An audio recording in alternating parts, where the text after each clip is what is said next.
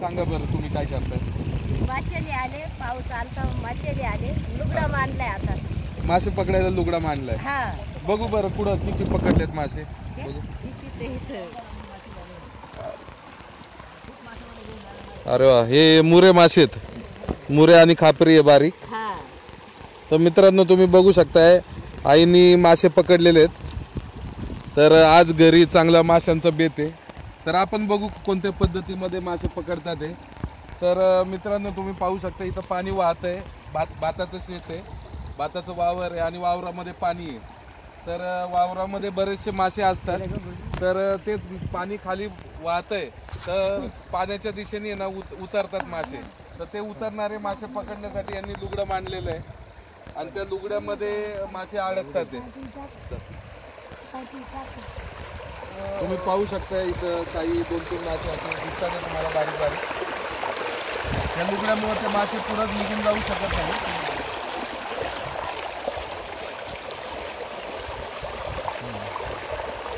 तर मित्रांनो बघा खूप चांगले असे मासे दिसतात ते.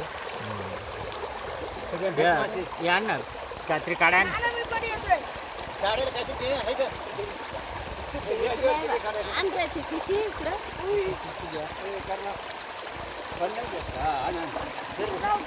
तर मित्रांनो बघू शकताय मासे तुम्ही.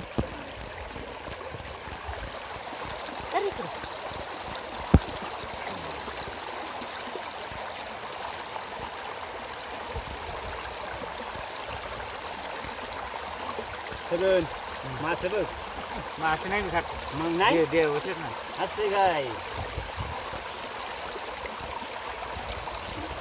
ओके इकडचं की आहे तिकड आहे तिकड. तिकड खायचं का तुला? ते दवड्या नव्हत्या यायला बरं का दवड्या होत्या. हे पड पडाय सुरू झाले पडत आणि मासे चांगले जास्त. हे आपण मारायचं का? आपण तर मित्रांनो तुम्ही पाहिलं कोणत्या पद्धतीमध्ये गावाकडे मासे पकडले जातात. बारीक माशांसाठी ही पद्धत खूप चांगली आहे. वावरातले जे छोटे छोटे मासे असतात ते पकडले जातात आणि या माशांची चव पण कालवण जर केलं तर खूप अशी भारी होते.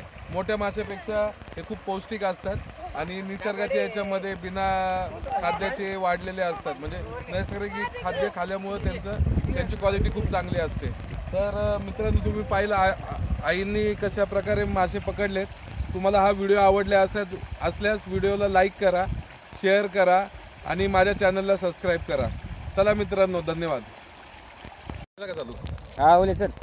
नमस्कार मित्रांनो, भटकंती एक प्रवास या चॅनलमध्ये आपल्या सर्वांचं मी प्रमोद लांडे स्वागत करत आहे. तर आपण गावाला आलो होतो आणि असं जर रस्त्याने जाताना आपल्याला आजी दिसल्या. तर आजी काय करतात ते पाहण्यासाठी आपण आलो आहोत. तर आजी तुम्ही आता काय करताय?